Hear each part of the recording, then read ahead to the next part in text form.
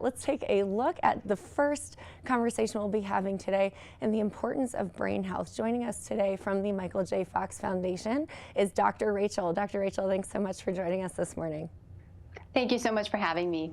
So tell us a bit more. What is the current state of Parkinson's disease and how are people diagnosed? How many people are going through treatment? Tell us more about that.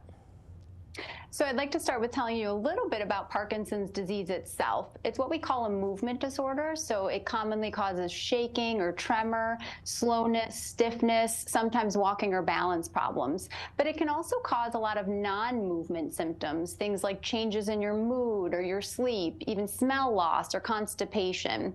About 1 million people in the United States are currently living with Parkinson's disease, and about 60,000 are newly diagnosed each year. So certainly a disease that affects a lot of people in the United States and their families as well.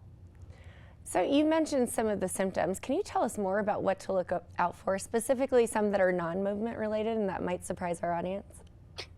Yeah, so as I mentioned, the movement symptoms, those are the way that we diagnose the disease. So we're looking for the shaking, slowness, or stiffness. But there are many other symptoms, some that can come on years or potentially even decades before those movement symptoms that can be early signs of the disease.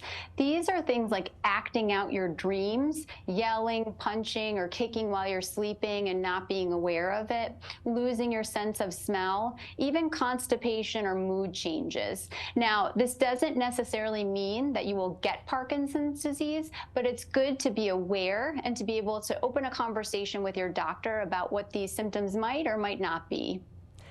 Wow, that's definitely a symptom I wouldn't have anticipated, acting out your dreams. So tell us about, the new study that is helping change the way that patients, doctors, friends, and family see Parkinson's disease.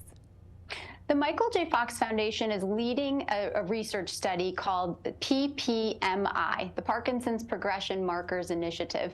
And this study really is helping researchers understand more about the disease, about brain health, who gets Parkinson's, how it comes on from its very earliest stages, what the risks for it are, and how to better treat it, and ultimately, we hope, cure and prevent the disease. Now, this study is open to anybody age 18 or over, both with or without Parkinson's disease, and is particularly looking for people who are recently diagnosed with the disease and not yet taking medication. So it's easy, it's free, it's simple. For most, it involves simply filling out online questionnaires about your health, and that data is shared with researchers who use your insights to get better understanding of the disease.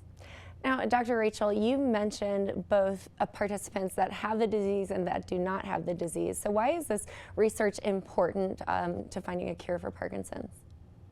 Without research, we won't have answers, right? We won't have better treatments and ultimately a way to prevent the disease. And again, people both living with Parkinson's and those who are not living with Parkinson's can help us understand more about how the disease comes on. I mentioned some of those potential risks, potential early signs of the disease, like acting out dreams or losing your sense of smell. But there may be others that we're not yet aware of. So people who aren't living with Parkinson's can help us understand, are there other risks? And what's normal aging, just getting older, and what might be Parkinson's disease. Now, doctor, where can we go for more information?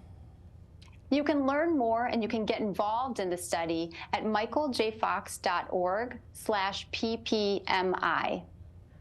Wonderful. Dr. Rachel, thank you so much for coming on the show this Tuesday morning and telling us the importance of brain health and what to be aware of as you see changes in your body and as we age. Now, we have a lot more here on Mountain Connections. We are just getting started, so stay tuned. We'll be right back.